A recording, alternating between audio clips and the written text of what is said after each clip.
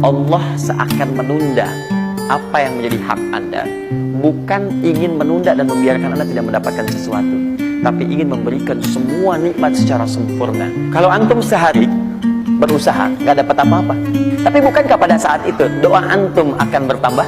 Bukankah malamnya salatnya nambah? Tahajud? Bukankah di situ kadang-kadang kita istighfar?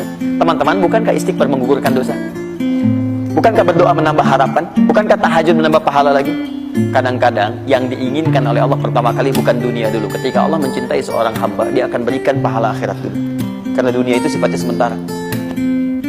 Kata Allah, jika Anda punya kesulitan dalam hidup, apapun jenisnya, maka terimalah itu dengan sabar.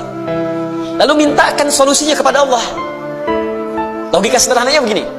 Kalau bapak ibu ada kesulitan tentang perihal tertentu, maka Anda akan mencari pakar untuk menyelesaikannya. Motor ada masalah, pergi kemudian ke bengkel.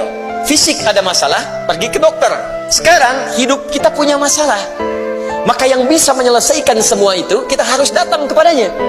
Siapa itu? Carilah yang tidak punya batas dalam pembeliannya. Bukan cuma sekedar memperbaiki motor Anda dengan kun fayakun dan ditunjukkan kepada bengkel terbaik. Bahkan ia mampu mendatangkan motor yang lebih baru. Masalah apa yang Anda miliki? Maka datang kepadaku, kata Allah, karena aku tidak punya batas dalam pemberian. Wasta'inu bisabri wassalah. Jika engkau punya persoalan dalam hidup, sabar dulu terima. Nanti saat sholat, datang kepadaku, mintakan apa yang ingin kau mohonkan. 7 golongan yang mereka dijamin oleh Allah bukan hanya masuk surga, tapi akan tenang saat dihisab. Saat orang lain kesulitan dan orang sudah gak peduli mau surga atau neraka, yang penting cepat dihisab. Di antara 7 itu, syabani yatahabba fillah, 2 orang yang saling mencintai karena Allah, bertemu karena Allah, berpisah karena Allah. Jadi beda antara saling mencintai saja dengan mencintai karena Allah. Kalau mencintai karena Allah, dia akan saling mengingatkan apa yang Allah sukai.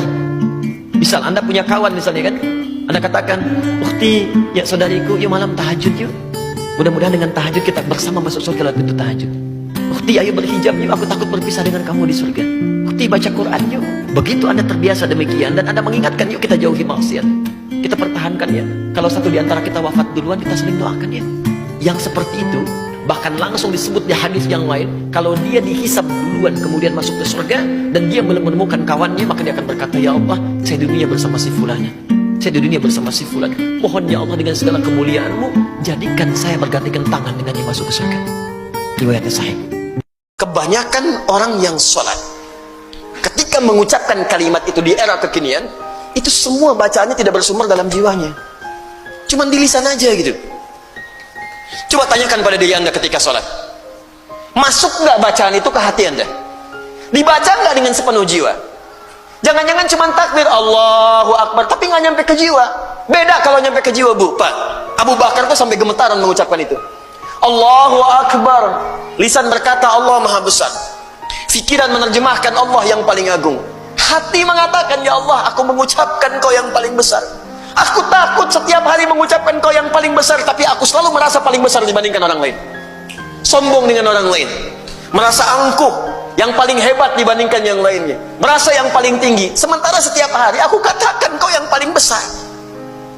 Lisan berkata Allah yang Maha Besar, tapi selesai sholat merasa yang paling bagus sholatnya, yang paling hebat dalam keilmuannya, yang paling tinggi status sosialnya. Katanya Allahu Akbar, tapi setiap hari merasa akbar. Itu kalau benar-benar sholatnya demikian dalam jiwa, itu baru takbir sudah menangis, Pak. Ingat dosa. Kalau kamu sedang capek, kamu sedang ada musibah, kamu sedang lelah, sabar. Nanti kalau sudah pulang, semuanya akan hilang. Memang dunia itu tempat capek, karena memang tempat beramal. Sholat di dunia, kerja di dunia, puasa di dunia, baca Quran di dunia. Kenapa kita kerjakan? Supaya cari bekal untuk pulang ke akhirat.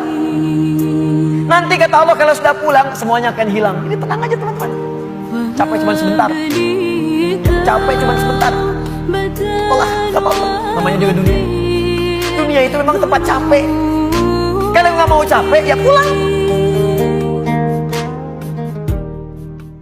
Sholat tahajud itu punya 4 kemuliaan yang tidak akan ditemukan di sholat apapun. Itu cuma malam, waktunya malam ya.